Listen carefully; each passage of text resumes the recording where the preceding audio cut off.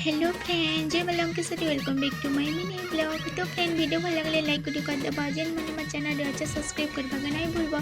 तो फ्रेंड एटा देखो हमर नंदू टमी के ना चौचे माने खूबसूरत बेलनु पसंद में बढ़ी गला और हाथ केंती कले के ना काना के दउछन बोले के ना धाई से तो एटा भागु छी जे धरु छी से और एटा मुई बसी के ना भागु थिनी काना करमी बोले के ना तो मके सडनली मने पड़ी गला कि हमर फ्रेंड कमला होची जे तो भाबली तोलमी बोली तो गली देखली जे पूरा कम अच्छे सड़ी गला ना प्राय तो कमला तोलबा तो दूर कथा मुई कमला को शाम पर देखली फ्रेंड तो जूम कर दी भलसे जना नहीं भी पड़ुवा तो मुई कमला खेत के थोना बोलिकना भागी आसली बचे दिन मुझे भी कमला खाइबी ना बुआ तो कमला नहीं खाई कहला मत तो अला मिलीगला। तो फ्रेंड ना मुई चटनी बाटी बिजुली खावा लगी और के चटनी सन खावा लगी पसंद कर मत कमेंट कह। तो फ्रेंड बिजुली संगे चटनी और बिजुली खावा मजा ही अलग है। और इना देखो हम लोलो बिलाट के कुरकुरी जरी के कुरकुरी को मुरी अलजे हिचे।